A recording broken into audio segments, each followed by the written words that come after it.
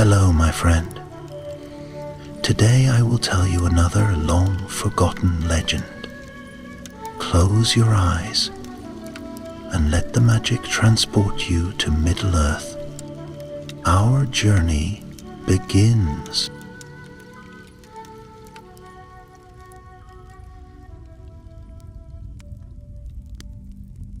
In the long-shadowed lands west of the misty mountains, where wildflowers now grow where proud cities once stood, there rose a single tower, lonely and time-worn, its white stones scarred by fire and years. This was the tower of the last watch in Eregion, the final sentinel of a fallen realm. And though the laughter of the elves had long vanished from those hills, something old yet lingered there, something stirring. Eregion, land of the Holland trees and ancient craft, had once thrived under the guidance of the elven smiths, chief among them Celebrimbor, heir of Feanor. Here they wrought wonders, and here they were betrayed, for it was in Eregion that the shadow of Sauron first stretched forth in guile and wrath. And when the land burned and the people scattered, the tower of the last watch alone stood defiant, unmanned. But now, in the twilight of the Third Age, the tower no longer slumbered. It began with whispers. Traders passing through the Redhorn Pass spoke of flickering lights upon the hills at night, of strange songs and no tongue known to elves or men. A woodman swore he saw black shapes moving under the stars, creeping in and out of the ruins where no path lay. Ravens fled the skies above the land, and the beasts of the wild howled in unease. From the north came word to the Dunedain Rangers. Chief among them was Thandir, a young but proven scout of the northern wilds. His heart was steady, and his gaze keen, taught by fire and sharpened by solitude. When the call went out for a quiet blade and a silent foot, it was Thandir who answered. He did not ride alone. From the fair halls of Imladris came Ilanar, an elf of the house of Lindir, swift of foot and sharp of hearing. Though she bore none of the weight of ancient years like the high elves, there was starlight in her eyes and steel in her voice. She knew the trees of Ilanagi and steel in her voice. She knew the trees of Eregion well, for her kin had wandered them in days before memory. And last came Broger, son of Brock, a dwarf of Khazad-dûm. He was broad of shoulder and heavy of boot, grumbling from the first mile and never stopping since, but his axe had tasted orc flesh, and his heart was loyal to those who stood against the darkness. Rumor had reached the lonely mountain that secrets of dwarven make had once been hidden beneath that tower, and Broger would not suffer them to fall into enemy hands. So it was that the three met beneath the silver birches of Hallan, where the land turned quiet and the sky seemed larger than it should. "There's no song in this place," said Eleanor softly, her fingers brushing the air as if searching for a melody lost. "No fire, no birds, and no tracks but those of beasts that should not walk here," Thandir answered, crouched low to study the ground. Grunted Broger. "The air stinks of orc and wet stone. If there's aught down there, it's nothing fit for song or tale." They pressed on. Through tangled woods they passed, where the remains of ancient roads lay buried beneath moss and time. Stone bridges crumbled under their steps, and watchposts once proud stood broken and hollow. Yet signs began to show, claw marks on bark, bones left picked and clean, the faint print of iron-shod feet. Night fell. They made camp upon a hill overlooking the valley where the tower stood, and there it was, the Tower of the Last Watch, rising stark against the stars. Its walls were half capless, and yet one spire yet stood tall, like a finger pointing into the dark. Strange light pulsed from its windows, flickering and cold, and a chill wind howled through its broken arches, though no storm stirred the clouds above. Elon stared long at the tower, eyes narrow. "There is sorcery here," she whispered. "Aye," said Thandir, wrapping his cloak tighter. "The enemy seeks something, or someone." Box's fingers tightened around his axe. "Then let's find it before it finds us." That night they kept no fire, and each stood watch in turn. When Eleanor's turn came, she heard singing, faint and cruel, from within the tower's bones. It was no song of elves or men, but a twisted thing, dry as dust and filled with hate. She did not wake the others. Not yet.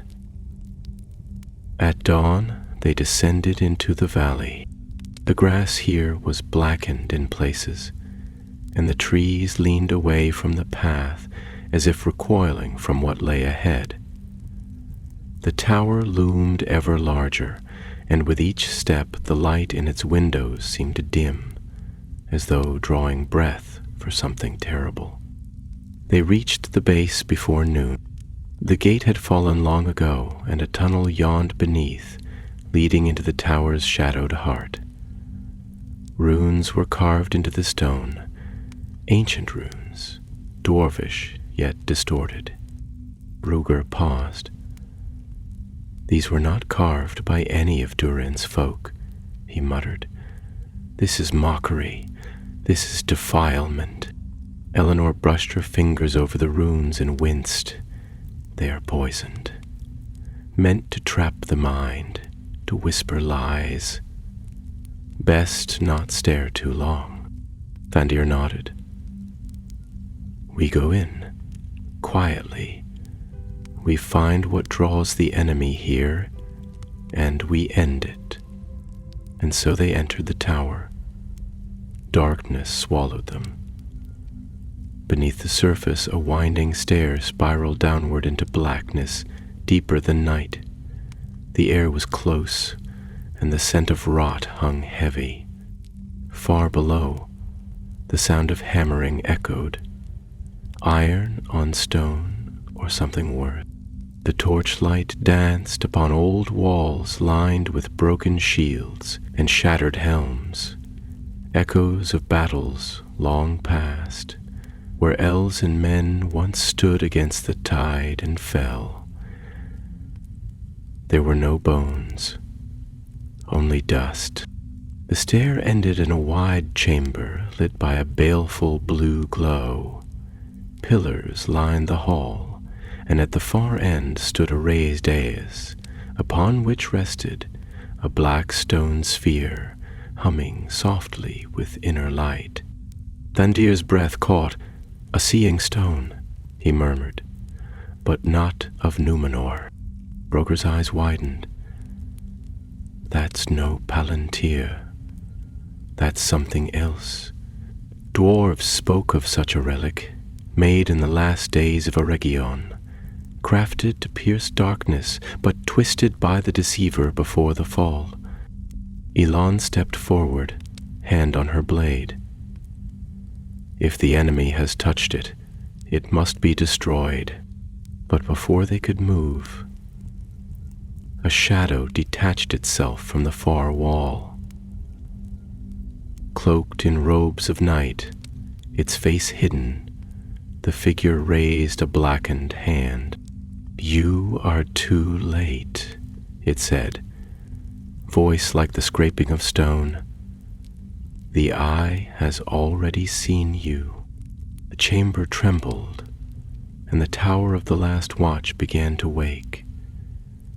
A dread hush fell upon the chamber as the figure's voice echoed into the stone, lingering like smoke. The torch in Thandir's hand guttered and flared, casting wild shadows across the ancient walls, and for a moment all seemed still, caught between the breath of the living and the stirrings of something long entombed. Eleanor's hand had already found the hilt of her slender blade. Ithilrist, forged in Imladris and tempered with the silver light of the moon, and her eyes, bright and clear, narrowed as she stepped forward, placing herself between the dark-robed stranger and the stone that lay upon the dais. Thandir did not speak, but his stance was wary. The black sphere, whether a seeing stone or some other relic of the lost smiths of Eregion, pulsed faintly, as if it answered the presence of its master, and something in its depths moved, slow and writhing, like oil stirred in a cauldron of fire. The ranger's thoughts raced. This was no mere relic seeker nor tomb thief. The power that stirred here was old and dangerous, and though the shadowed form bore no crown or helm, the chill that clung to his words spoke of oaths sworn in the darkness and allegiance to a will not his own. Roger growled a deep sound from his chest and shouldered his way beside Eleanor. His axe gleamed dully in the cursed light, and though he was not as swift as the elf, nor as silent as the ranger, he stood firm as the stone of his people always had. "Speak thy name, servant of shadow," he said, "if thou darest, for by Durin's beard I swear this day I will cleave it from thy lips ere long." The figure remained unmoved, but the voice came again, a whisper that slithered through the air like mist. "I am no more named in the tongues of the West.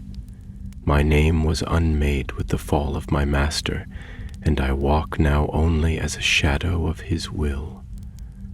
I come not for battle, but for retrieval. The stone is mine, and by it shall the dark rise again in Eregion. Stand aside, and I shall let you live, broken, but alive." Elon did not move, and her voice rang clear, though the chill had deepened in the chamber. "We stand for no shadow. If you serve the eye, then you shall perish with it, and your foul relic be cast into the depths, never to rise." A harsh sound followed, neither laugh nor cry, but something twisted between them. The figure lifted his hand again, and from the pillars that lined the great hall came skittering shapes, hunched and snarling.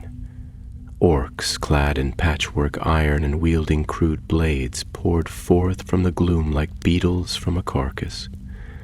Their eyes gleamed with malice, and behind them came larger forms, pale-skinned and broad-shouldered, bearing the mark of the eye burned into their flesh, Uruk-hai, bred for war. Thandir did not wait.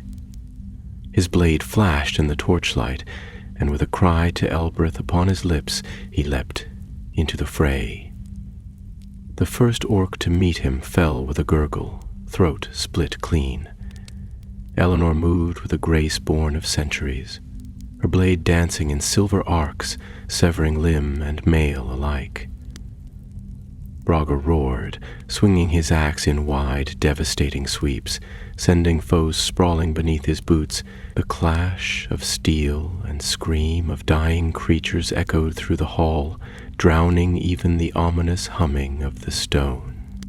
Yet the enemy was many, and the chamber offered little room to maneuver. Step by step, the company was forced back toward the base of the dais, where the black stone pulsed brighter with every moment. The shadowed figure raised both hands now, chanting in a tongue that cracked the very stone, and from the ground rose tendrils of dark fire, writhing and snapping like serpents. Thandir ducked beneath one such coil, his cloak scorched, and shouted above the din, We must destroy the stone. It draws them. It feeds them. Elon nodded, but her face was pale. It is protected, she cried. I feel the enchantment. It is bound to him. Broger, blood streaming down his arm from a wound above the elbow, spat upon the stones and hefted his axe. Then we end him first. With a surge born not of strength alone, but of purpose, they drove forward. Eleanor loosed a cry in Sindarin, a word of power taught her in the hidden libraries of Rivendell, and the dark flames faltered, reeling as if struck. Thandir's blade found the shoulder of the black-robed figure, but the steel did not bite. The cloth burned, revealing flesh blackened and twisted, but the figure did not fall. Instead, it turned upon them a face veiled in shadow, eyes glowing like coals in a dying fire, and uttered a word that caused the very chamber to shake. A blast of force hurled them back, scattering them across the floor. Thandir's head struck stone, and darkness danced at the edge of his vision. Broger slammed into a pillar and fell to one knee, wheezing. Eleanor tumbled near the base of the dais, her sword clattering out of reach. The figure stepped forward, hand outstretched toward the stone. The eye awakens, it whispered, and with it, all shall be seen, all shall be known. Eleanor, gasping, reached for her blade, but found it too far. Yet her gaze rose, and in it shone fire, not fear. Not while I yet breathe, she said, and seized the hilt of a broken spear lying at her side. With a cry she flung it, high and true. The point struck the black sphere, and for a heartbeat time held still. Then a sound like shattering glass thundered through the chamber, and the stone cracked, light bursting from its core in jagged shafts of fire. The figure screamed, a sound that tore the air like lightning. The orcs shrieked in dismay, and the Uruk-hai faltered, clutching their heads. The light flared once more, and the tower of the last watch began to collapse. Dust and flame surged upward from beneath the dais, stones cracking and beams splintering. Thandir stumbled to his feet, dragging Elaine upright, while Broger, still limping, shouldered aside a falling column with a roar. "We must go," Thandir cried, "now before it buries us." They fled through the chaos, up the stair, as the tower shook and split behind them. Stone thundered to the depths below, and a wind howled up from the chasm, bitter and cold. The roof cracked, and the light of the sun above spilled through as they burst from the tunnel mouth into the valley once more. The tower behind them groaned, gave one final shudder, and fell. They turned to watch as the last spire, the silent watcher of a ruined land, crumbled into ruin.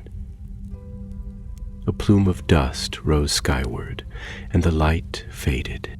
The relic was no more, and the shadow that clung to Eregion retreated, though not wholly vanquished. Broger collapsed upon a rock, panting. "By stone and steel," he muttered. "What in the name of Durin was that thing?" Thandir sat beside him, rubbing his temple. "Something left behind, a remnant of Sauron's first war, but we've broken its staff for now."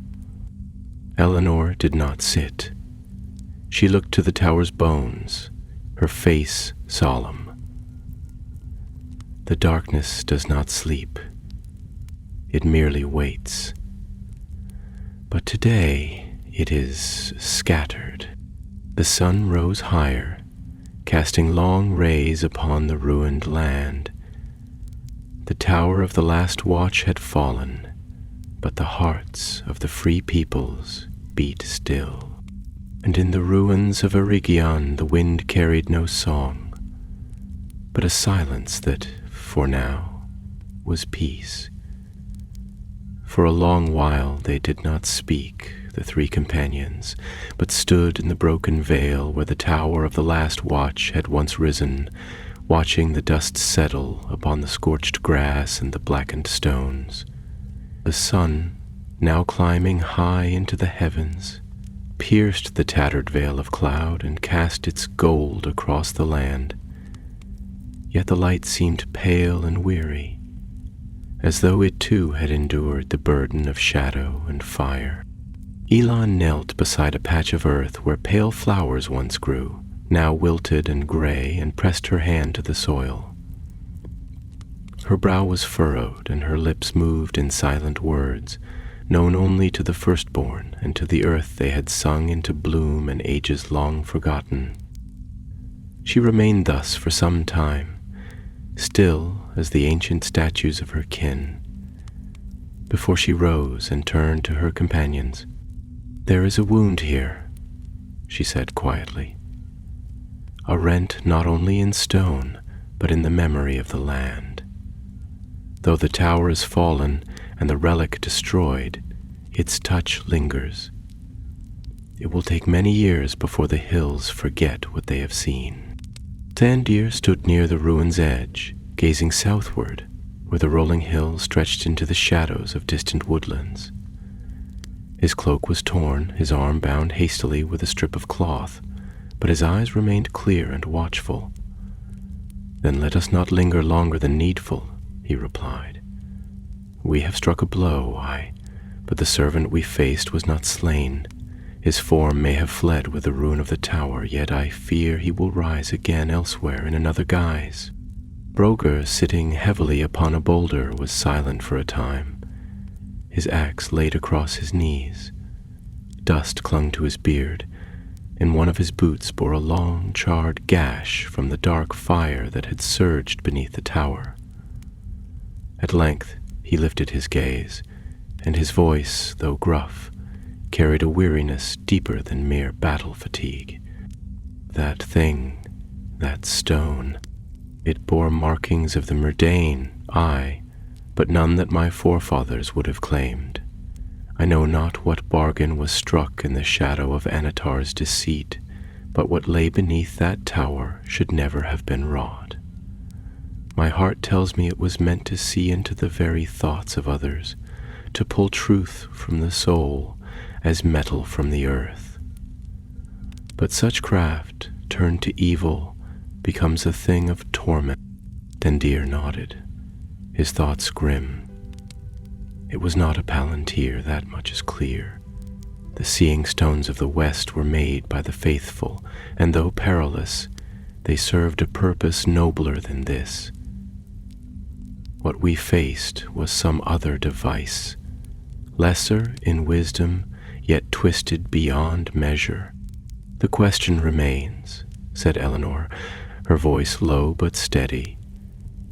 "Why now?" The tower had stood in silence for near 2,000 years, its doors unbarred, its halls untrodden. What power stirred the servant of the enemy to seek it out anew? What did he hope to find? Broger grunted, rising to his feet with a stiffness that betrayed the bruises hidden beneath his mail. "Gold and secrets lie buried in Eregion still, and Orc-kin ever sniffs where old powers sleep. Mayhap it was no plan at all but chance, some whisper of lore carried by a wandering goblin, some map etched by firelight on a stolen scrap of hide. The shadow gathers again in the east, we know it. This may be but a foretaste of what is to come." "Then let us carry word to those who must hear it," said Tandir. Elrond must know, and Galadriel too, if her thought still turns toward the Westlands. The Dark One's servants grow bold again, and if they seek to reclaim the sorceries of Celebrimbor's forge, we must see that they find only ruin. They turn from the wreckage at last, setting their course northward toward the hidden paths that led into the wild hills of Rudar, and beyond them the safe roads of Inuldris. The sun climbed behind them, casting their shadows long upon the ground, and the wind rose from the east, cool and dry, rustling the leaves with a whispering sound that might have been a voice had any of them dared to listen too long. As they passed through a narrow glen, where the trees grew thin and the stones rose in strange, leaning shapes, Elenor slowed, her gaze drawn to a low cairn half swallowed by moss. She did not speak, but bowed her head as she passed, and the others followed suit. For here, it was said, fell the last of the elven sentinels of Eregion, holding back the tide of orcs as the forges were broken and the land set aflame. The names of those warriors were lost, but the tale endured, and where memory holds, so too does honor. They traveled without further speech for some hours, until the sun dipped low and the first stars appeared in the deepening sky. They made camp upon a gentle rise, sheltered by a ring of holly trees, and kindled no fire, for the land was yet wild and the threat of pursuit remained. Bread and dried meat they shared, and a flask of sweet water drawn from a spring Elon knew of old. As night deepened, Thandir stood watch beneath the stars, his thoughts wandering far beyond the hills. He recalled tales told by his father, who had served in the border wars of the north, and by his mother, who once walked the glades of Lorien in her youth. Of the tower he had known little before this journey, only that it was said to be cursed and avoided by all wise folk. Now he knew more, and the knowledge weighed upon him. When Elenor came to relieve him at the changing of the watch, she found him still and silent, his gaze turned toward the dark east. "You are troubled," she said softly, settling beside him. He did not answer at once. Then, after a moment, he spoke. "I fear we have seen only the beginning, Elenor. The world grows darker, slowly, like the setting of the sun. The stars still shine, aye, but the night between them deepens." She nodded, her eyes upon the stars. "Even so. But still we stand and still we fight." At that, he smiled faintly and rose to his feet. "Then wake me at dawn. We ride with the sun." And so the watch passed, and the night waned, and the tower of the last watch, though fallen, lived on in memory, its warning carried now in the hearts of 3 who had stood in its shadow and survived. The morning broke cold and clear, and the air bore a sharpness that hinted at frost in the higher passes. Dew clung to the grass like scattered gems, and the sky above was a great canopy of pale blue, streaked with the gold of the rising sun. The companions stirred in silence beneath the boughs of the holly trees, each one rising slow, their limbs stiff with weariness, but their purpose unshaken. They spoke little as they readied themselves for the road, yet there was a quiet strength in their motions, born of trials endured and shadow faced together. Thandir, ever mindful, scanned the horizon for signs of movement, his eyes lingering on the eastward hills, where the dark remnants of night still clung to the roots of the land. His wounds had been bound, and though his left arm hung stiffly at his side, he bore himself with the same quiet vigilance that marked all of his kin who walked the secret ways of the Dunedain. The gray mantle upon his shoulders stirred in the morning breeze, and he seemed carved from the very stone of the north, weathered, enduring, and alone. Elin moved more lightly, her form shadowing the glade with the grace of her kind. She sang softly as she gathered her pack, a melody without words that stirred faint echoes among the leaves, and though her voice was low, it brought with it the breath of forgotten gardens and the hush of starlit woods. Her eyes, deep and luminous, bore a sorrow that did not mar their light but gave it weight, for she too had looked into the heart of the dark and carried that memory with her, like a scar upon the soul. Rogur, ever the most grounded among them, muttered to himself as he tightened the straps of his pack and checked the edge of his axe, grumbling about the foolishness of high roads and empty lands. Yet beneath his words there was a note of concern, and more than once he cast a glance backward toward the ruins of the tower, now lost to sight behind the rising hills. Though he had no gift of foresight, the dwarf's heart was strong and honest, and it felt the presence of evil like a miner sensing the wrongness in uncut stone. By mid-morning they had taken to the road once more, threading their way through narrow gullies and old forest paths, where the stones bore the marks of ancient hands and the trees whispered tales older than mortal speech. The land of Eregion, though broken and long forgotten by most, still bore signs of the majesty it once held, and though ruin lay upon it like a shroud, beauty had not wholly departed. Here and there stood the remnants of watchstones, moss-covered and half-buried, and the grass still bore a silver sheen where moonlight had once touched it in elven days. They passed a ridge where once had stood a gate, now fallen and swallowed by ivy, and beyond it lay a broad hollow where the stream of the Glanduin still flowed, winding through reeds and willows like a thread of glass. Here they paused, for the way ahead forked, and the land beyond was less certain. There is a path that turns east, and another north, said Thandir, pointing with his good hand. The eastern road is swifter, but skirts the edge of the empty lands. Few dwell there now, save beasts and outlaws.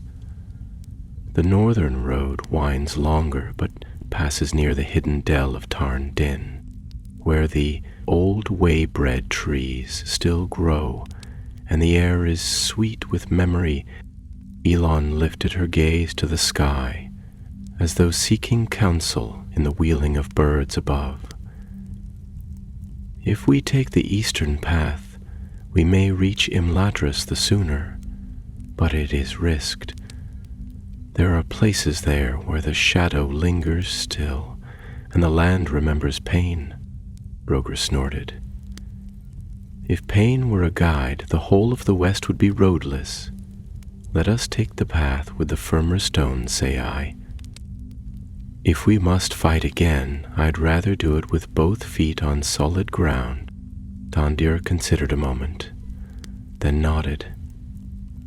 So be it. East we go, but we shall keep to the ridges and high ground where we may. Thus resolved, they made their way down into the hollow and crossed the stream at a narrow ford, where the stones were worn smooth by centuries of flowing water. The light glinted on the surface, and Elanor paused to dip her fingers into the coolness, murmuring an old blessing in the tongue of her people. Braga drank deeply and refilled his flask, while Thandir stood watch upon the far bank, his eyes restless. The day passed without trouble. though once they heard the distant cry of wolves echoing from a line of dark hills to the south, and another time Eloin halted with her hand raised, her ears straining at a sound too faint for mortal hearing. But it passed, whatever it was, and they continued on, though the air grew heavier and the birds fell silent as the sun dipped once more behind the hills. That night they found shelter in the shell of an old wayhouse, its roof half gone, its hearth cold. The stars were bright above, and the moon rose late, casting long shadows upon the broken stones. They spoke more freely now, the sharp edge of fear dulled by distance, and over a meal of whey bread and dried fruit they shared tales of their homes. Thandir spoke of the weathered hills of the north, of ruined watchtowers and the long grey coast where the sea whispered ever of the west. Eleanor told of the golden trees of Lothlorien, which she had once visited in her youth, and of the hidden libraries of Imladris, where lore slept in silence. Broger's tale was shorter but no less deep, a tale of stone halls and firelight, of the ringing of hammers and the deep song of the mountain, older than any written word. When at last the fire burned low and silence fell, Thandir took the first watch, pacing the perimeter of the ruined house with quiet steps. The night was cold and clear, and the stars above wheeled slowly, serene and eternal. Yet there was a tension in the air, a stillness that did not rest, as though the land itself held breath and waited. Far to the east, beyond the reach of sight, a shadow moved across the land. A figure cloaked in black stood upon a high place, watching the night, and though no eyes were visible beneath the hood, it seemed to see much that others missed. Around him gathered smaller shapes, hunched and whispering, and the sound of their voices was like the rustling of dry leaves across a tomb. The tower was fallen, the relic was lost, but the servant had not perished, and in his hand, curled and blackened, he held a shard of the sundered stone. Dawn rose pale over the eastern hills, veiled in mist and silence, and the ruins of the wayhouse lay quiet beneath the morning light. A light breeze stirred the grass and sent shivers through the leaves of the gnarled trees that stood nearby like ancient sentinels, their limbs creaking faintly as though murmuring secrets of the long-forgotten road. In the hearth, the fire had dwindled to ash and cinder, and only the faintest wisp of smoke lingered, curling skyward, as if reluctant to depart from the warmth of company. Thandir, who had taken the final watch, stood motionless beside the broken wall, his cloak drawn close about him and his keen eyes turned eastward. The night had passed without sound or sign, yet a weight pressed upon his heart that would not lift. There was a stillness in the land that spoke not of peace, but of the breathless pause before the breaking of a storm. As the sun's first rays touched the high ridge beyond the vale, he turned to his companions and stirred them from slumber.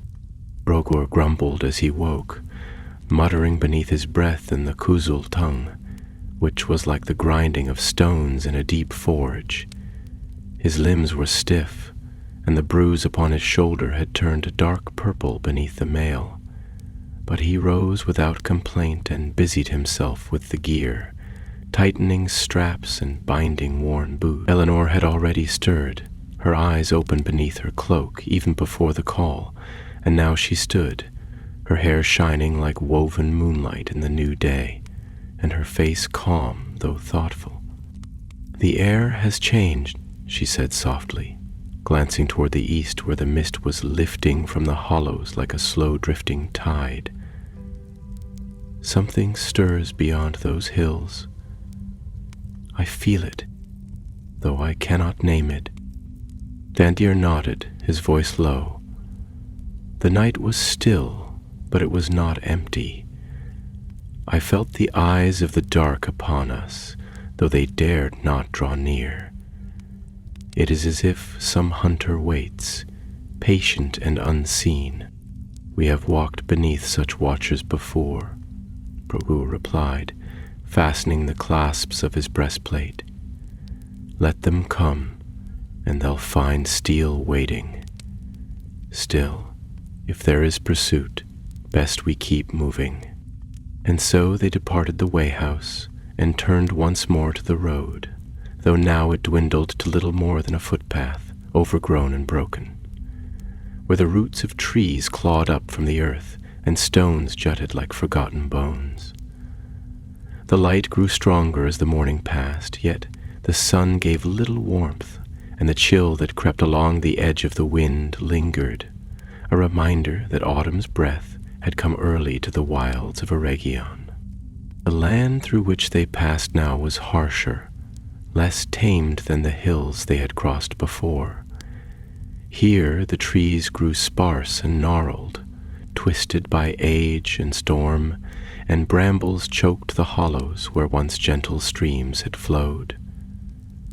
Birds were few, and those that remained flew swift and silent beneath the canopy, as though wary of what might hear their cries. Strange tracks crossed the path at intervals, some small and hurried, like those of foxes or hares, but others larger, heavier, and clawed. These the companions studied with care, but they spoke little of their fears aloud. By midday they came upon a ridge where the land fell away in broken terraces, and from this height they could see the dark line of the eastern forest that marked the bounds of the ancient realm. Beyond that, far in the distance and cloaked in haze, rose the jagged outline of the misty mountains, vast and unyielding, their snow-capped peaks gleaming faintly in the sun. Between those two barriers lay the lesser-known lands, forgotten glens, hollow hills, and nameless vales, where few now walked, save those with cause or doom. It was there, in that silent quarter of the world, that the shadow they had fled now gathered. Unseen by any save the wind, the dark-cloaked figure had passed through broken lands in the night, swift and silent, bearing the fragment of the sundered relic like a coal hidden beneath ash. His form was no longer whole, for the breaking of the tower had shattered much of his substance, and he walked now in a body held together by sorcery and hatred. The wound left by Eleanor's spear burned still in what remained of his chest, and his will seethed with the memory of that pain. Yet he was not without purpose. Around him moved others, creatures of the dark drawn by his call. Orcs from the gray mountains, pale goblins out of Mount Graham, and worse things, nameless things, that crept in the places where the stars do not shine. They gathered like carrion birds about a battlefield, restless and murmuring, and he drove them on with a voice of command that brooked no defiance. In the depths of a hidden hollow they made their camp, and there, in the shadow of a cliff where no sunlight reached, he began the work anew. The shard of the relic pulsed with an inner light, and over it he chanted in the black speech of old Mordor, weaving spells of binding and summoning. He sought not to restore the relic in full, for that was beyond even his art, but to draw from it what power yet remained.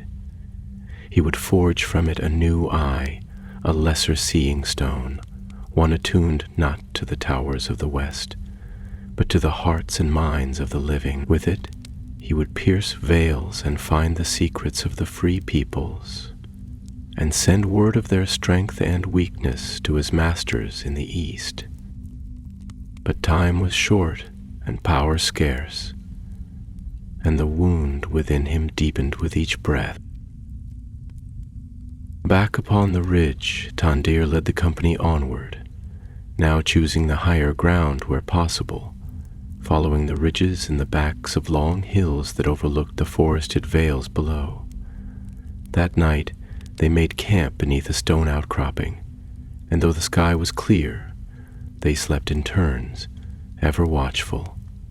A strange unease had fallen upon them, not born of weariness or pain, but of some approaching fate not yet fully revealed.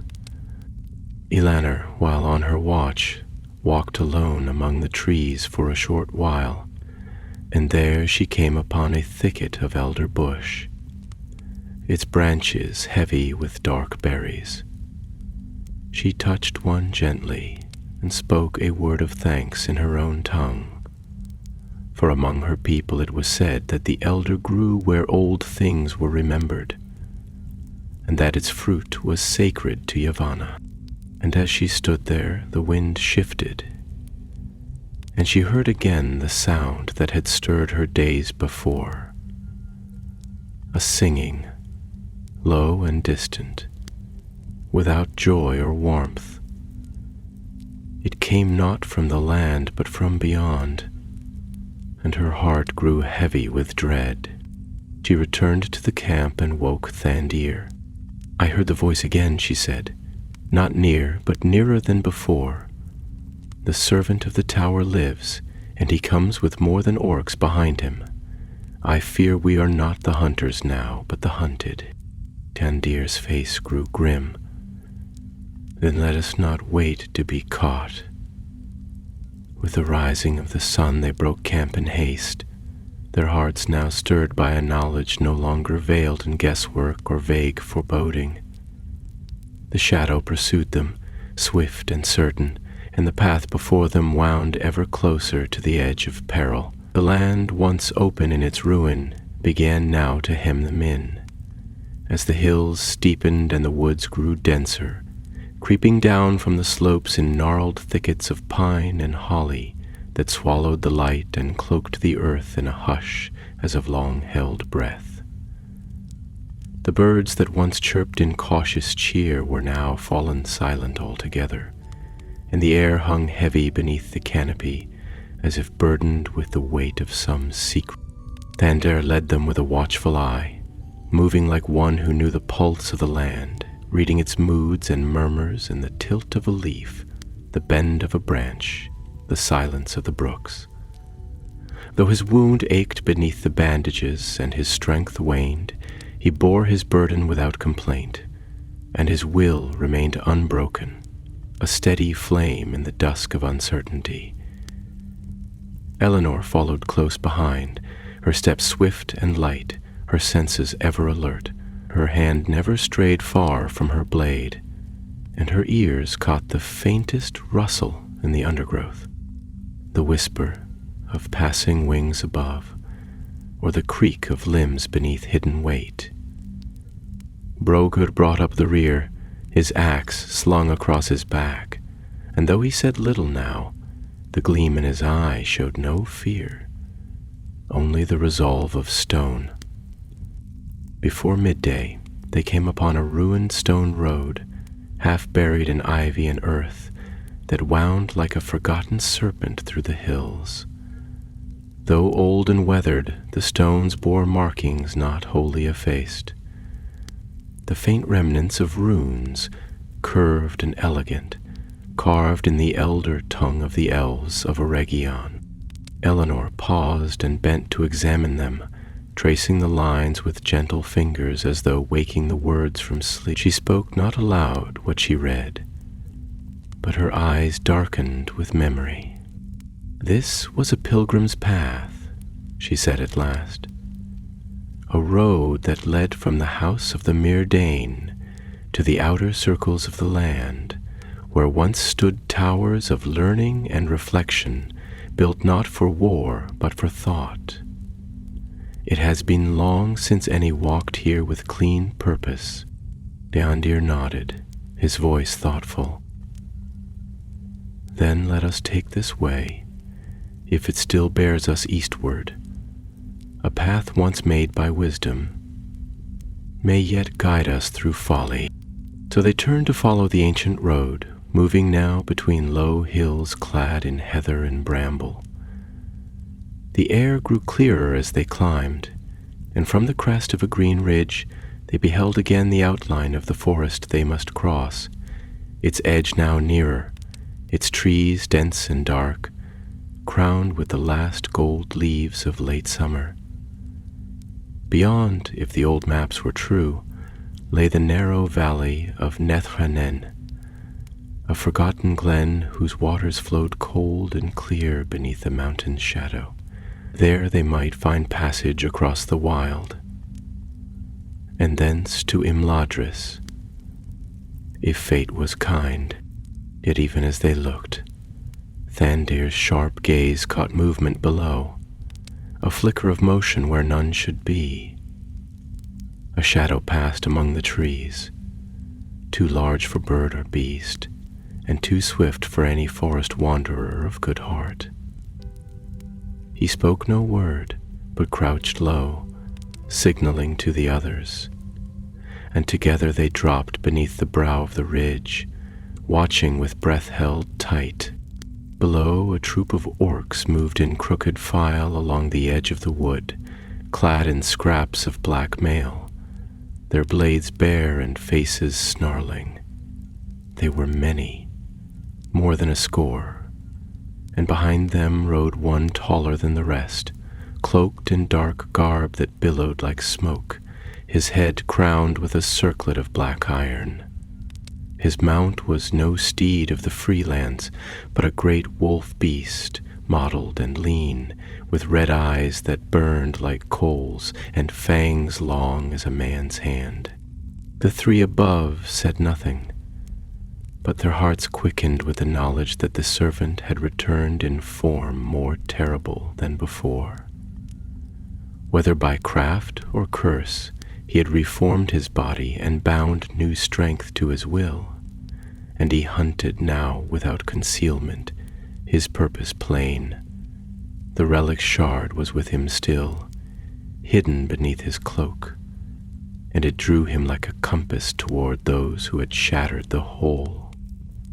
"We must leave this place," whispered Elaine, her voice barely a breath. "If he climbs this hill and finds us here, we shall not survive the meeting." Thandir nodded grimly. "We must ascend to the Vale of Thandranel and take the river path east. It will add days to our journey, but it may grant us concealment." "And the forest?" asked Burgur, already tightening the straps of his pack and readying his axe. "We must enter it before nightfall," said Thandir, "and pray its silence shields us more than it betrays." So they slipped from the ridge, doubling back to avoid the gaze of the hunter, and for many hours they trod narrow paths through tangled undergrowth, their pace swift but silent. The land fell around them, descending into shadowed hollows where old trees grew tall and close, and the wind passed high above like a river of sighs. They spoke little, saving breath for the climb and ears for warning, and their thoughts turned inward, each carried by their own burden. By nightfall they reached the forest's edge, where the trees stood like towers of shadow, and the undergrowth gave way to a carpet of pine needles and damp moss. The light faded swiftly beneath the boughs, and the air grew still but not wholly calm, for there was a weight upon the wood, a brooding hush that spoke of old enchantments long since broken but not wholly gone. But within that silence they made their camp beneath the roots of a great tree whose trunk had split long ago, forming a hollow deep enough for shelter. No fire was kindled, and their supper was meager, for they dared not hunt nor light a flame. Thandir took the first watch, sitting still as stone upon a low root, while Eleanor lay with her head upon her cloak, her eyes half open, dreaming in waking. Brogur grunted once and slept deeply, his axe across his chest, his face untroubled. In the hour before midnight, when the wind was still and the forest utterly dark, Elana stirred and sat upright, her breath caught by a sound far off yet distinct. A voice singing once more, soft and cold, like water falling over ice. It was not in any tongue she knew, yet the shape of the words pressed upon her heart like a weight, and she knew then that the enemy had passed into the forest, and that the relic's shard, though broken, had opened again the door to voices that should never have been heard. She did not wake the others, not yet, but wrapped her cloak tightly about her and stood alone beneath the trees, watching the darkness between the trunks, waiting for the dawn and the next trial that must surely come. Dawn was slow to come beneath the boughs of that ancient forest, and when at last the sun did rise, its light filtered down through the thick canopy like the dim glow of lanterns seen from the depths of a cave. The trees stood tall and close, their trunks cloaked in moss and their limbs woven together in such tangled breadth that the sky above was but a faint promise of blue. All beneath was hushed and dim, and the air bore a scent of old earth, bark and leaf, deep and solemn as the breath of time itself. It was a place where memory lingered long after all else had passed, and though no birds sang and no deer stirred, there was a presence in the wood that none among them could name. When Thandir woke, he found Elaine already standing, her face pale and her gaze distant, as though she had not slept at all. Her hands were clasped before her, and her eyes were fixed upon a place among the trees where no trail could be seen and no sound had come, yet where something unseen pressed upon the spirit like the weight of old grief. He rose quietly and came beside her, and after a moment she spoke in a whisper that stirred the morning like a breath of wind through frost. "He is in the forest now," she said. "I heard his voice in the night, though it bore no shape I could understand. It was not speech nor chant, but song, if such a name can be given to a sound that chills the marrow and turns memory to sorrow. It passed through me like smoke, and for a moment I feared I would forget myself entirely." Thandir placed a hand lightly upon her shoulder. "You did not. You are still here, Elaine of Rivendell, and your strength is not lost." Her smile was faint, but grateful, and she nodded. Brokers stirred then, with a grumble, and stretched beneath the arching root that had sheltered him. He looked from one to the other and frowned. "You speak of dark dreams, I wager," he said, rubbing his face with a hand grimy from the road. "I too heard a sound last night, though I dismissed it as wind. But if you say it was the shadow's voice, then I do not doubt it. There's a foulness in this place, though the trees were not its makers. They remember better days, I think." Eleanor looked up, her eyes tracing the high branches above. "They do. I can feel it. This forest once belonged to the outer ring of Eregion's protected woods when the Gwaithai Mirden walked here in peace.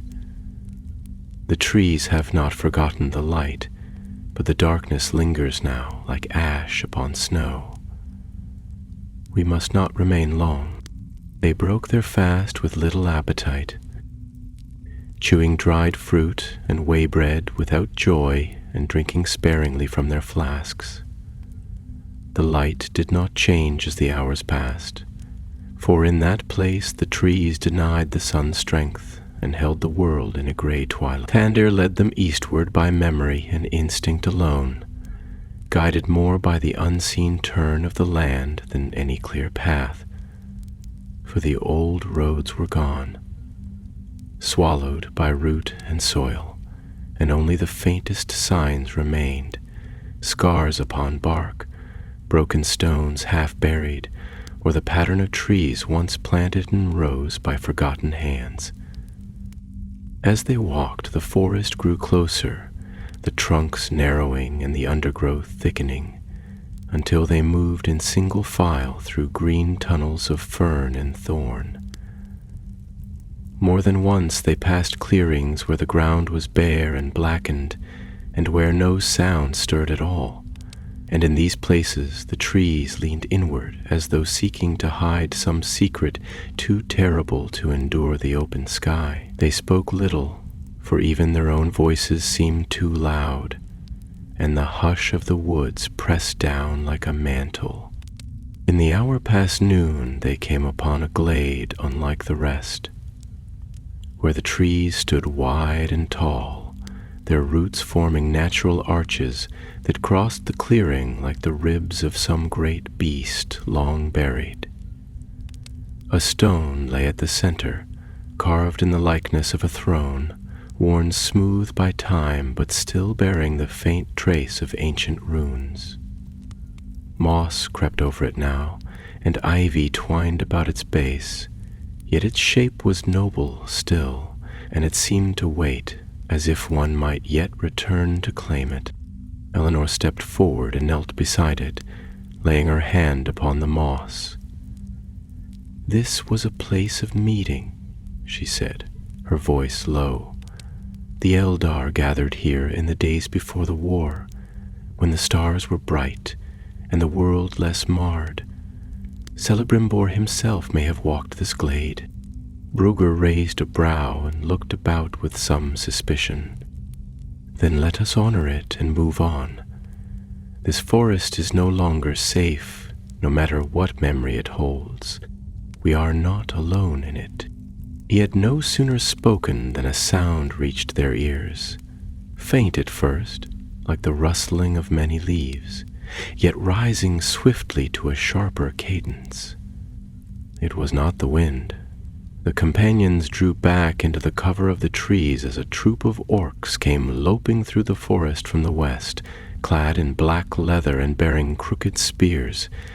Their faces were twisted in cruel delight, and their tongues spat out coarse commands in the black speech of Mordor. At their head rode the dark figure once more, now fully formed, his cloak like a shadow given life, his helm wrought in cruel angles, and in his hand the shard of the relic wrapped in iron bands, glowing faintly even in the dimness. He did not speak, but raised the relic high, and at once the orcs turned their heads, sniffing the air and crouching low, as if scenting prey upon the wind. One howled, a long gurgling cry, and the rest answered in kind, their eyes alight with savage hunger. Behind them, the dogs began to move in silently, and the company moved with haste, slipping through the trees and away from the glade. They moved swiftly now, abandoning stealth for speed, for the hunter was loosed, and the hunt had begun in earnest. Behind them the cries of the orcs rose, and the sound of trampling feet came crashing through the forest, heedless of silence or shadow. Roots caught at their feet, and low branches tore at their cloaks, but still they pressed on, heedless of pain or weariness. The forest became a blur of green and gray, and the path ahead narrowed to little more than a gap between trunks. Brogr stumbled once and nearly fell, but Thandir caught him, and they pressed on together. Elanir led now, her feet finding ways even where none seemed to lie, guided by some deep sense of the land's memory. They burst at last into a narrow defile, where a stream ran cold and clear over stones of gray and blue. Across it lay a fallen tree, ancient and broad, moss-covered and slick. Without pause, Elanor crossed, arms outstretched, and the others followed in turn. Behind them the sound of pursuit grew nearer, and the shrieks of the orcs echoed through the defile like the cries of hunting beasts. As Brogger set foot upon the far bank, Thandir drew a small pouch from his belt and scattered its contents upon the bridge, a fine gray dust that clung to the bark.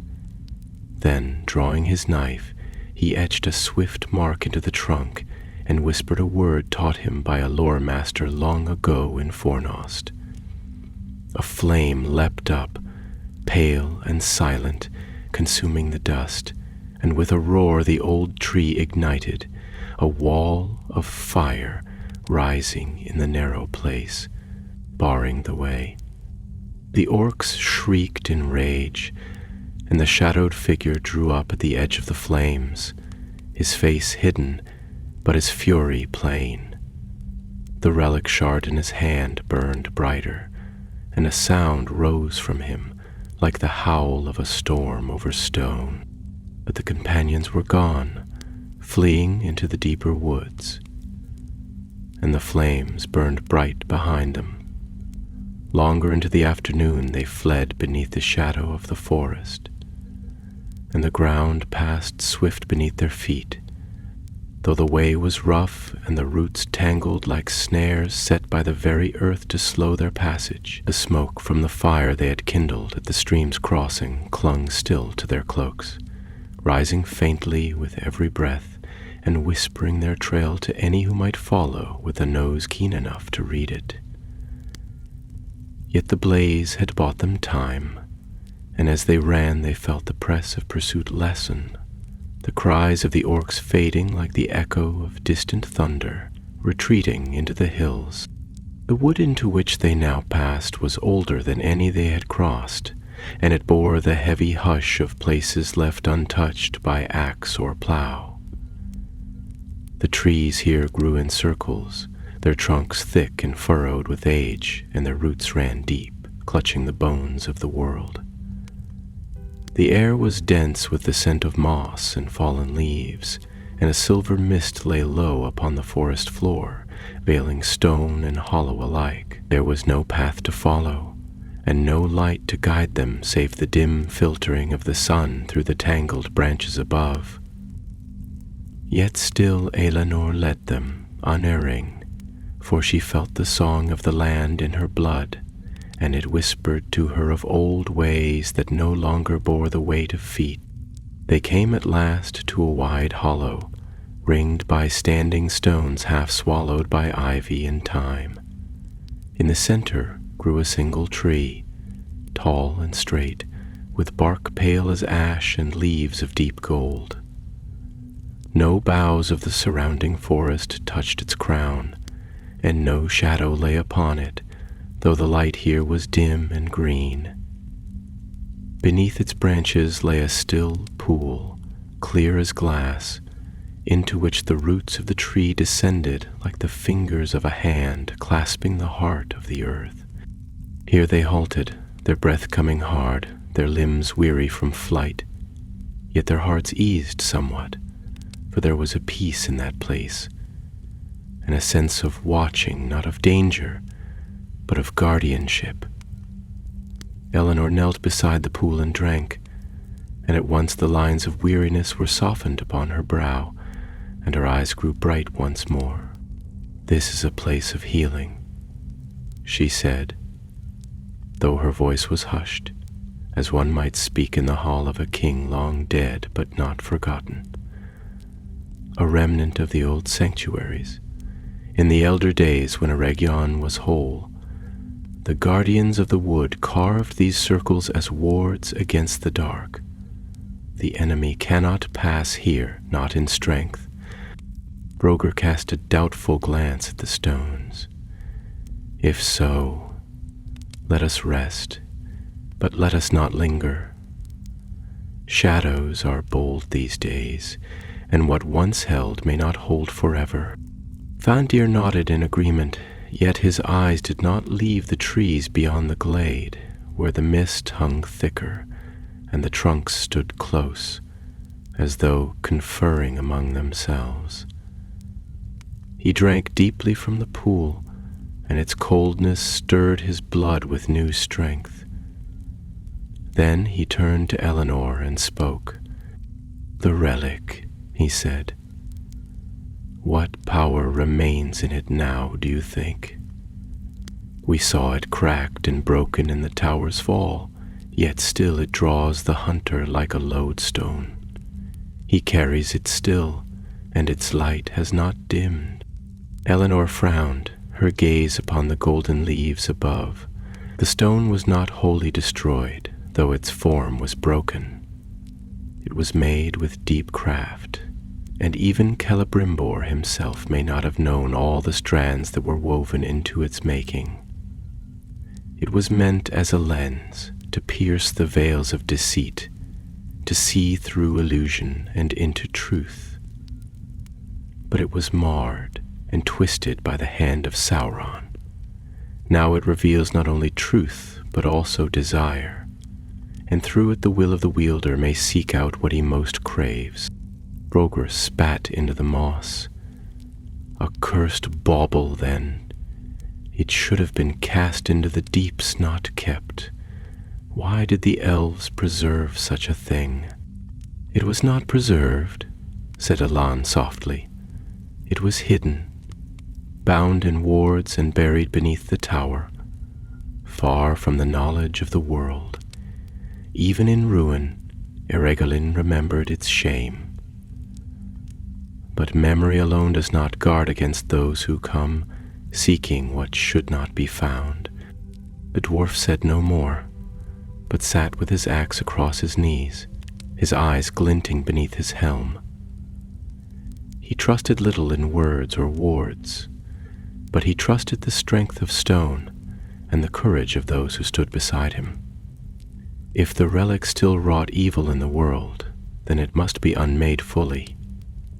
And if the shadow sought it, then let it find a wall of steel barring its path.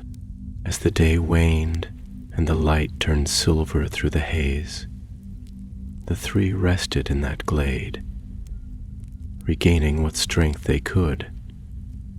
And in the hour before nightfall, they rose and made ready once more, for the road was long yet, and the shadow would not wait for weariness. They left the sanctuary in silence, passing again into the dim forest beyond, and as they did, the mist closed behind them, and the pool beneath the trees stilled as though it had never been stirred. They made their way eastward now, toward the Vale of Nuthranen, and the last waymarks that would guide them toward the hidden paths of Imladris. The forest grew thicker, and the mist more heavy, yet there was a subtle change in the air, less malign than before, and tinged with the scent of distant water. They had gone but a league when Thandir, who walked at the fore, raised his hand and crouched low.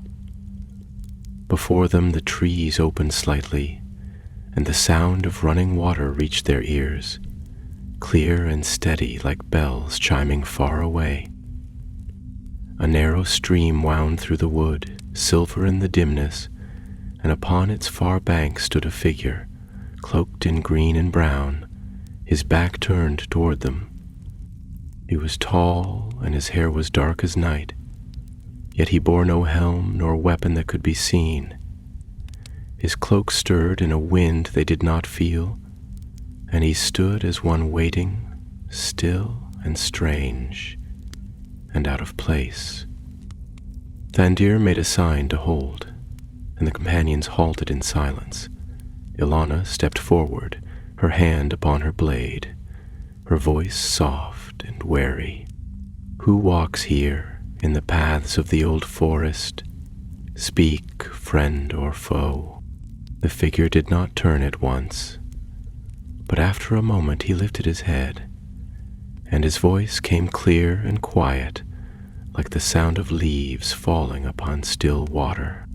"I walk where memory is deepest, and the trees yet speak of names long vanished. I am called Learon, warden of the eastern glades. I come at the bidding of the Lord of Rivendell, whose thought has turned toward the west, for shadows gather, and the winds speak ill. At that, Elenor stepped fully into the glade, her face lit with wonder. Laeron! I know the name. Long ago you wandered the borders of Eregion, before the war of the last alliance. It is said you passed into shadow and did not return. The tall elf turned then, and his face was fair and grave, marked with the sorrow of years uncounted. His eyes were gray as starlight upon deep water, and in them burned a light that had not dimmed with age. I returned, he said, for the shadow has risen once more, and the relic you broke is called not only to the servant, but to those who stand against him. You seek to end what was begun long ago, and I am sent to aid you, for the way ahead is dark, and the storm has not yet broken. For a time there was silence in the glade, and the stream flowed on, murmuring softly as it passed over smooth stones and vanished into the tangle of roots beyond. The light was fading fast beneath the boughs, and already the shadows lengthened and grew bold, creeping forth from trunk and hollow with the approach of night. Yet no fear touched the hearts of the companions as they stood before Laeron, for there was in him a strength not of arms, but of presence, a stillness like that of deep waters, ancient and undisturbed, which lent peace to those who stood near, even in the hour of dread. Thandir, though of the race of men and younger by many long lives, did not bow nor yield his gaze, but stood straight and firm, measuring the warden with eyes sharpened by peril. If you are indeed sent by Elrond of Enladris, he said, then your counsel is welcome, and your strength more so. But speak plainly, Lord of the Glades, for the hour is late and our need is great. The servant of the shadow hunts us still, and he bears with him a shard of that which should never have been wrought. Laeron inclined his head, and there was a sadness in his eyes, as of one who remembers not only sorrow, but the burden of choice in days now far gone. I know what you bear, he said, and I know also what follows. The relic, though broken, was never wholly severed from the will that first shaped it. The dark servant who holds its fragment seeks to awaken what lies dormant in its core, not only sight, but dominion, for the stone was crafted in the latter days of Eregion, when desperation and pride guided the hands of even the wise. Celebrimbor desired to behold the truth of all things, to pierce every veil and lie, and in that desire the shadow found a foothold. He turned then, beckoning them to follow, and crossed the stream with light steps barely troubling the water. Come, he said. The path grows more perilous the longer we tarry, and there are things I must show you ere you come to Nethrendon, where choice will be laid upon you, and there shall be no turning back. They followed in silence, stepping over the stream and into the deeper forest. The light faded swiftly behind them, and soon the trees rose thick and high above, their crowns lost in shadow, while the ground beneath their feet was soft with pine needles and the scent of damp earth. Laeron moved ahead without pause, his form gliding between trunks like a wraith, though no dread clung to him. He bore no weapon that could be seen, yet the darkness seemed to draw back from him, and where he passed, the air grew still and clean.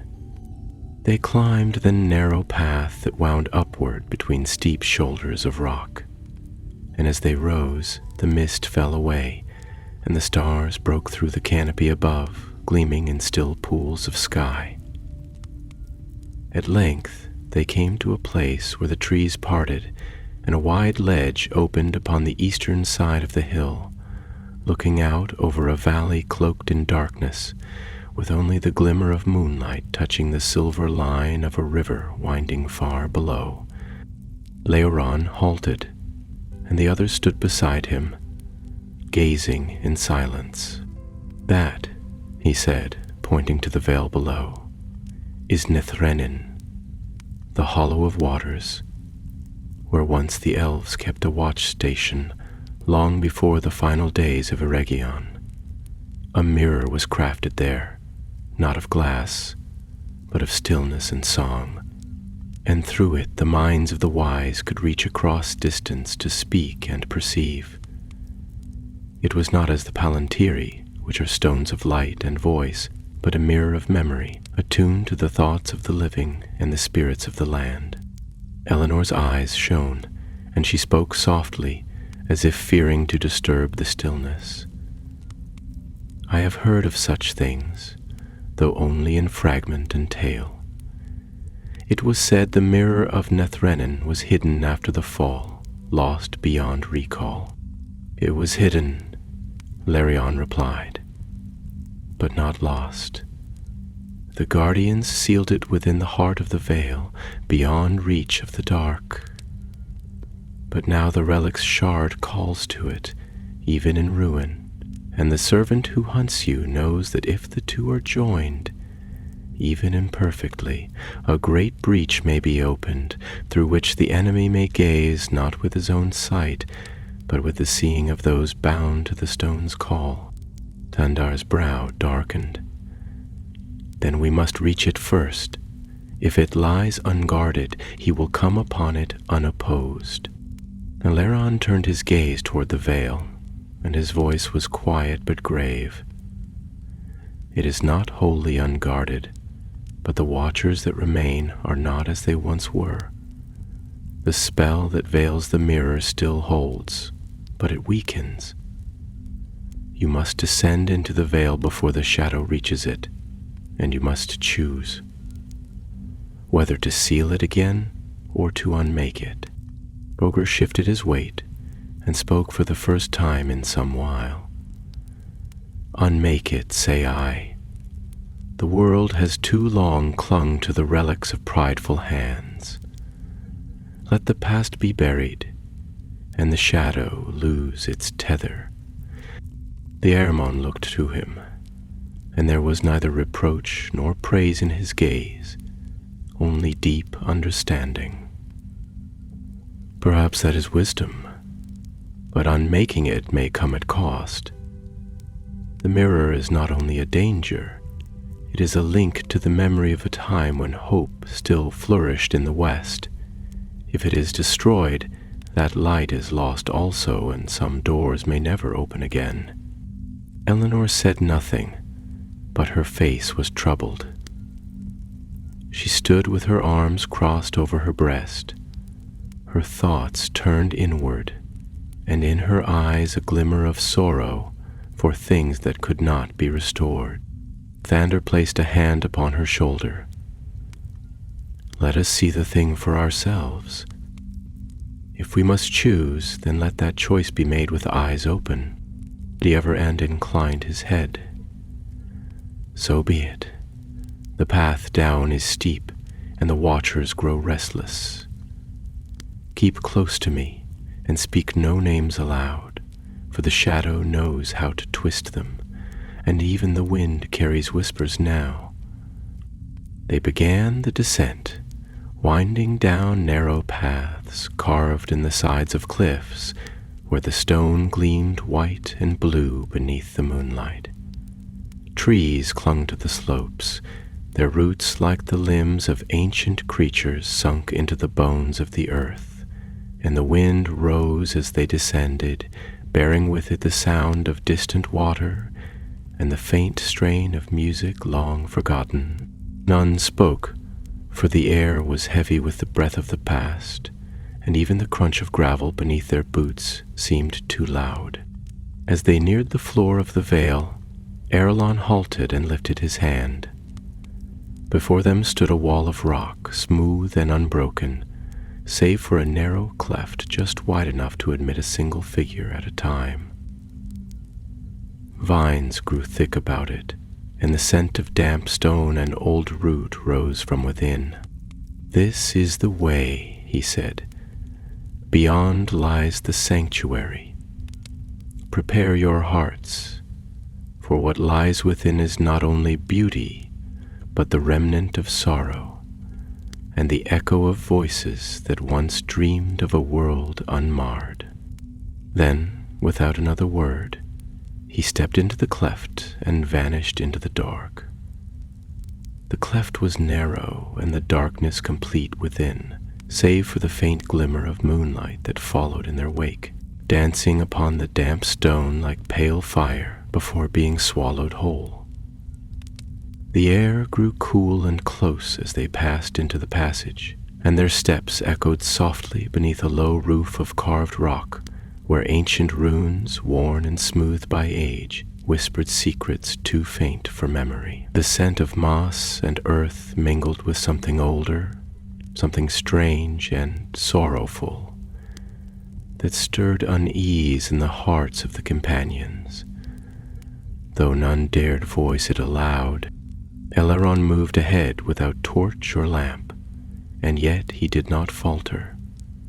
His hand brushed the wall as he passed, and it seemed that the stone itself yielded to him, knowing his touch. Eregion followed close behind, her thoughts deep and troubled, for the weight of ancient things pressed upon her spirit like the silence of a tomb. She could feel it in the stone, the long sleep of memory buried beneath centuries of leaf and time, not dead, but dreaming. Behind her came Thandir, ever watchful, though his blade remained sheathed and his breath was measured.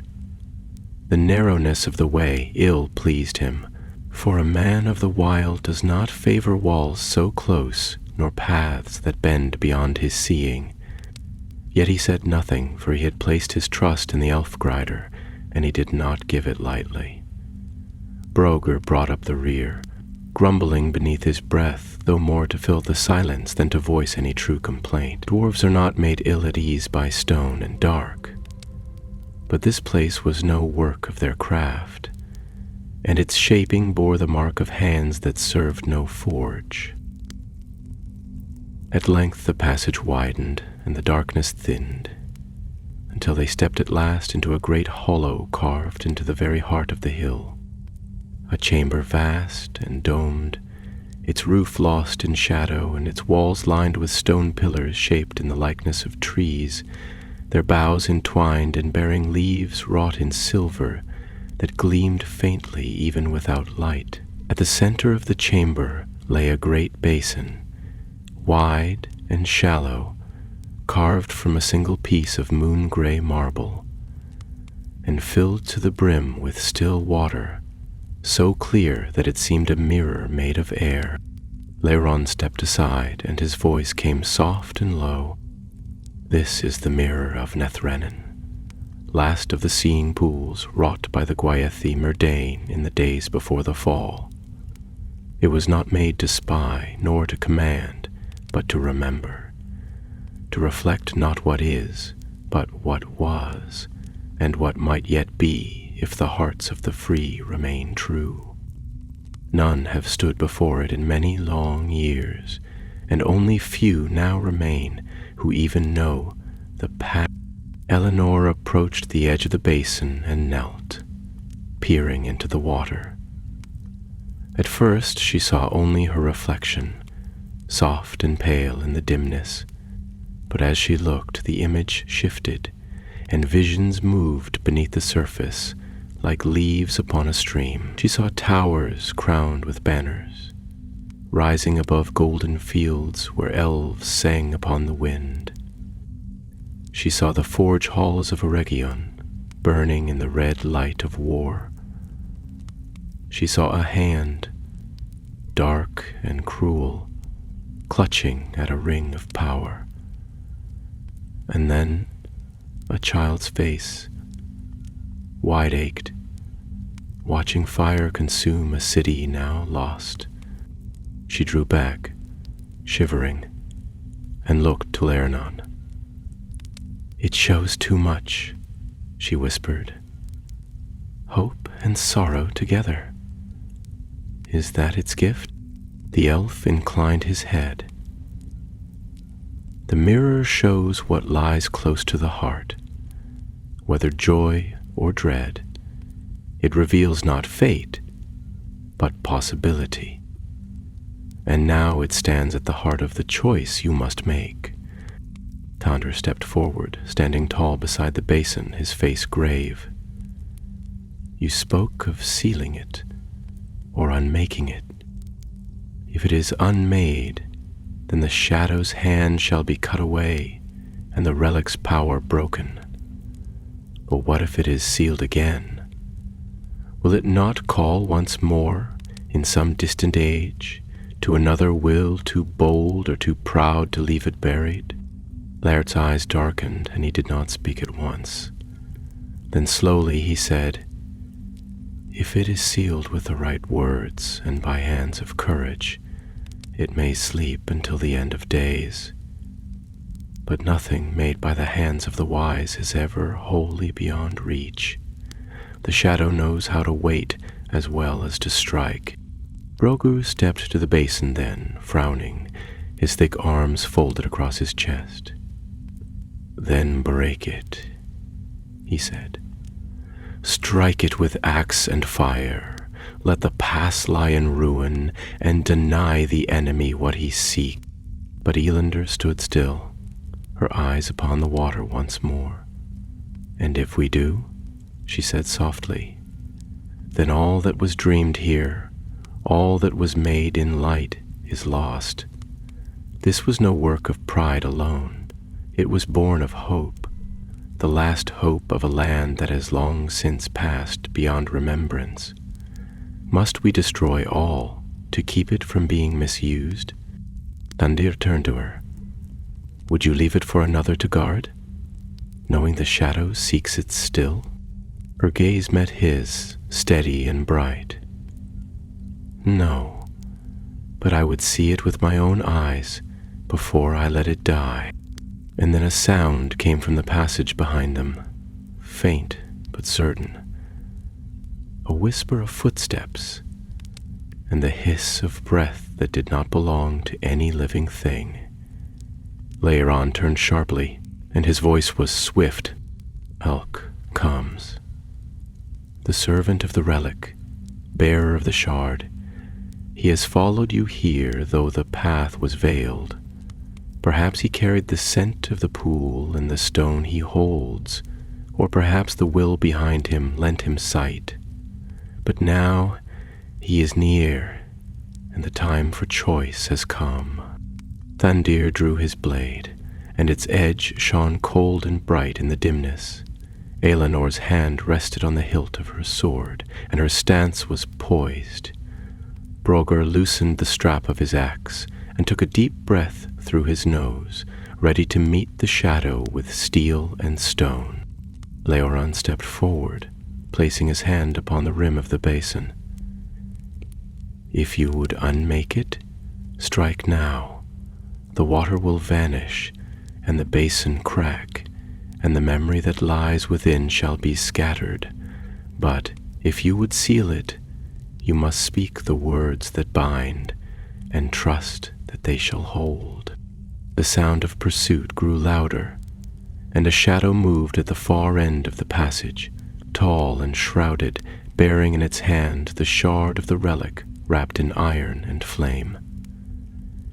Its face was hidden, but its voice came cruel and clear. "Give it to me," it said, "and I will grant you life, if not peace. Deny me, and I shall unmake you, as I was unmade." The companions stood as one before the basin, and the air trembled with the weight of choice. The chamber darkened, though no torch had been dimmed, and no cloud passed over the stars.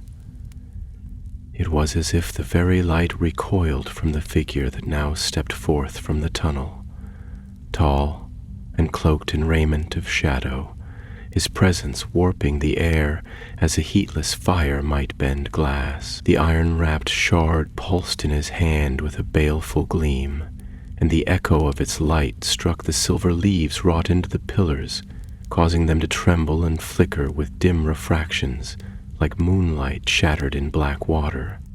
He stood still for a breath, as though measuring the chamber and the strength of those who awaited him. Then slowly he lowered the relic shard and drew back his hood. Beneath it was no face that belonged to man or elf, dwarf or beast. What flesh remained was withered and scorched, blackened by fire that did not consume, and stretched tight over bone that pulsed with a faint red light. His eyes, deep set and rimmed with ash, were windows to a will that had once knelt before the Dark Lord and drank deeply of his gift.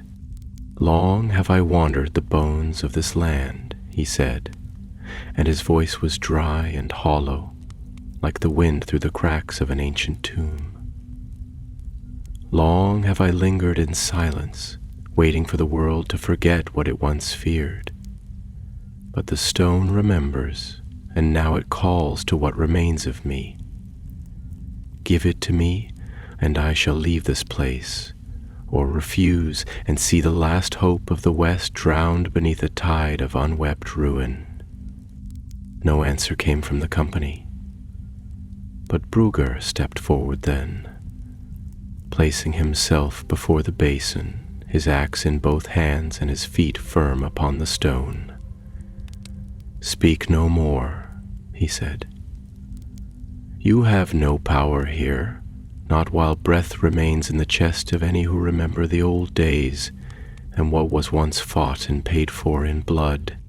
The servant of the shadow tilted his head, and a sound came from his mouth, not a laugh, but a rasping wheeze that twisted the air. "Little forge gnome," he whispered, "you who hollow mountains and hoard your secrets like bones in the dark, even your halls will burn when the eye turns once more upon the north." Eleanor moved then, swift and sure, her sword drawn, its edge shining with a soft silver light that glimmered faintly as it met the darkness. She stood beside Brugr, her gaze unwavering, and her voice rang clear. "You will not have the mirror. You will not claim the shard. What was broken shall remain broken, and you shall pass into shadow as all your kind must when their hour ends." Thandir said nothing, but he too stepped forward, blade in hand, the stars of the Dunedain gleaming upon the hilt. He bore no shield, yet there was a strength in his stance, the strength of the north wind and the long road, of lonely watch and fireless nights beneath cold skies.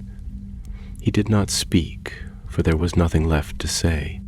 The Shadow Lord's hand tightened about the shard, and the chamber trembled, faintly at first, then with rising strength. Cracks appeared upon the stone, and a wind rushed in from the passage behind him, bearing with it the stench of rot and ruin.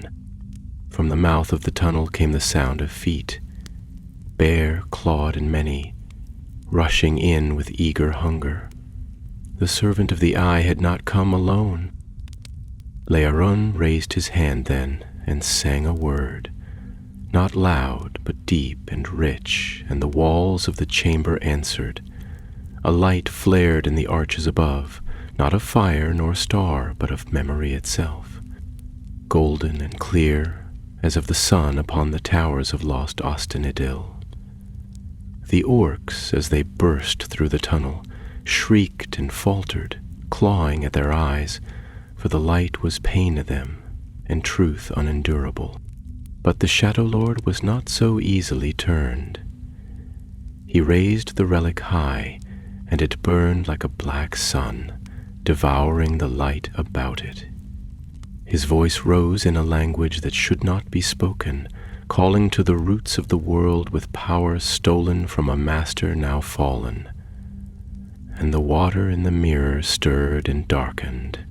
Thandir turned to Ilan. It must be done now. She looked to Laeron, who met her gaze and nodded, then stepped back, placing both hands upon the basin's rim. Her voice lifted in song, a single line in Quenya, the tongue of the high elves, and it rang like the chiming of bells across frozen hills. The basin answered, the water rising in a single column of light, pure and strong, resisting the dark even as the air screamed with tension. But the relic shard blazed hotter, and the Shadow Lord drove forward, his robe streaming like smoke, his hand stretched toward the basin. Then Brogur leaped. With a roar that echoed like thunder upon mountain stone, he surged toward the shadow, axe raised high. It struck the burning shard in the servant's hand, and there was a sound like the clashing of hammers on a bell of crystal. The shard shattered, bursting apart in a rain of burning fragments, and the servant screamed, not in pain, but in a rage so great it broke the air. Darkness exploded outward, and for a moment all was blindness and noise. Stone cracked, and the pillars shuddered, but through it all, Eleanor's voice did not falter. She sang still, her hands raised above the basin, and as she did, the mirror flared with final light, then stilled. The water sank, the light faded, and a silence fell. The shadow was gone. When sight returned, they stood amidst the ruin of the chamber. The servant of the eye had vanished, his presence torn apart by the breaking of the relic. The orcs who had followed lay scattered and broken, consumed by the backlash of power they could not wield. The walls bore cracks, and the carved leaves trembled still. But the basin was whole. Eleanor lowered her arms and stepped back. "It is sealed," she said. "Not broken, but bound.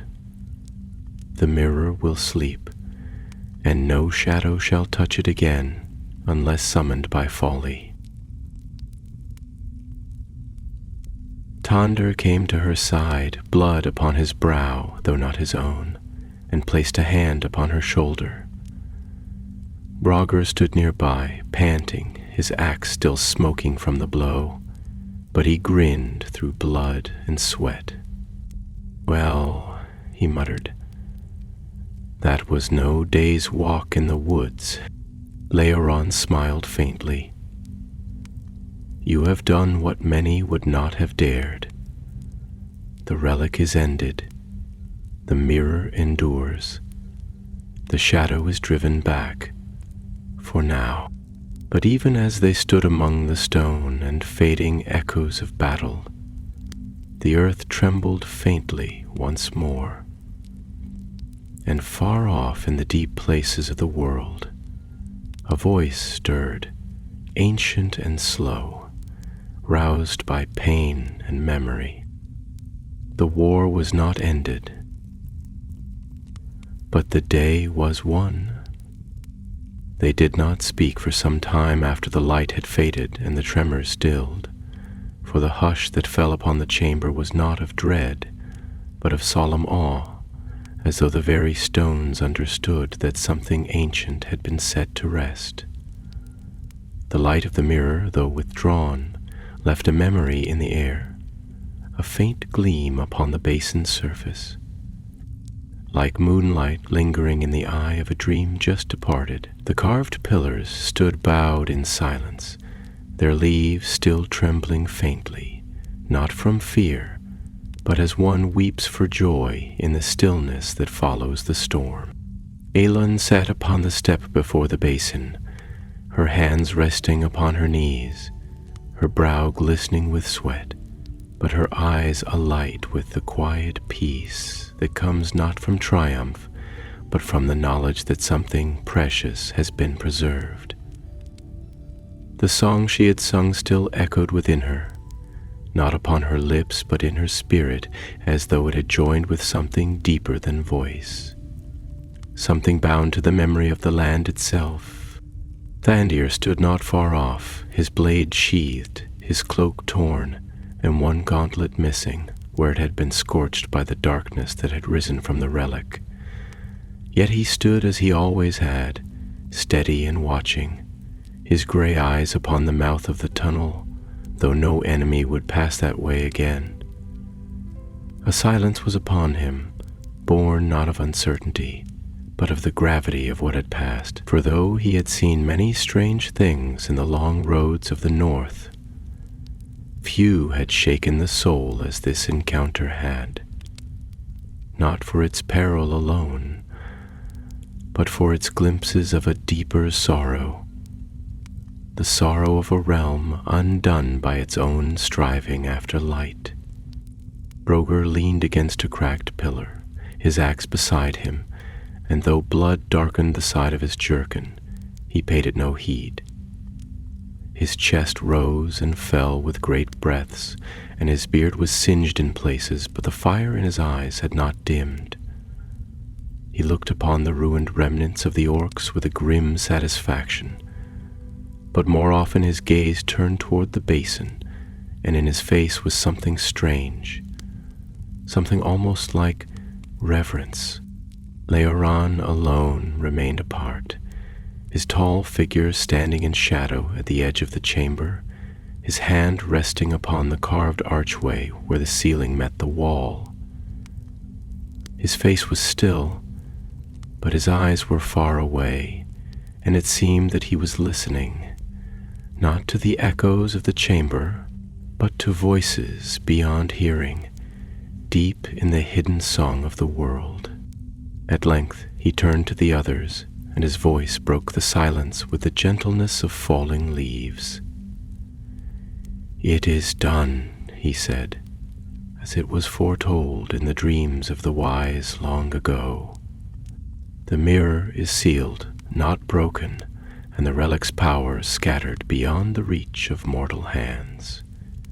Yet the shadow that moved behind the servant you faced has not vanished, nor has it ceased to watch. This was but one thread of a greater design, a single stroke in the drawing of a longer blade." Thantir met his gaze and spoke gravely. "Then we must carry this tale to those who will listen. The lords of the West must be warned. If the shadow seeks to reclaim the memories of the elder days, then it is not only swords and shields that shall be tested, but wisdom and remembrance. There are secrets sleeping still in the ruins of the world, and if they wake in the wrong hands, no wall shall be high enough to keep the dark at bay." Leoran nodded. "It shall be done. I will ride with you to Imladris, and from there word shall pass to Lothlorien and the Havens. The light may yet rally." Eleanor rose then, her voice calm and certain. "But first we must leave this place. The air is growing cold, and though the mirror sleeps, there are things in the outer woods that yet wander, drawn by what has passed. This sanctuary is no longer hidden." They gathered their things and made ready to depart, bearing with them no trophies, no spoils, but only the weight of what they had seen, and the bond forged in darkness between them. Before they left, Elena turned once more to the basin and laid her hand upon its rim. Her voice was low and solemn as she spoke in the tongue of her people. "Nalu egovedet vin," she said. "Boy amen feriat lin. May the time of our parting be blessed, and may your memory not fade." Then they passed into the cleft once more, and the light of the chamber dimmed behind them, as if the hill itself had drawn a veil over its face. The path that led down into Nethranen was quiet now, and the stars burned bright above the vale, shining cold and clear in a sky swept clean by storm. They did not speak much as they walked, for their hearts were full, and each thought of the long road ahead and the burden still to be borne. By morning they had reached the eastern edge of the forest, and the trees opened onto a stretch of wild hills, green and windswept, where the grasses whispered secrets to the breeze, and the road wound on toward the north. Aaron pointed toward the horizon, where the peaks of the misty mountains gleamed faintly in the dawn light. "There lies the path to Imladris," he said. "We shall reach it in 3 days if the weather holds and the hills remain kind." As they began their journey anew, Eleanor turned and looked back one last time. The forest stood behind them, tall and silent, and though it bore the scars of battle and the passing of darkness, it also bore the memory of defiance. She smiled faintly, then turned her face to the wind. So they passed on, 3 from the free peoples and 1 of the firstborn, walking the road not for glory nor reward, but for duty and the light that must be guarded in days yet to come. The tower of the last watch in Eregion was fallen, and the relic of its ruin sundered and scattered, but the hope of the West endured. For while memory remained and courage walked upon the wild hills of the world, the darkness would never wholly prevail. And in the deep places of Middle-earth, where silence reigned and time moved slow, the mirror slept once more.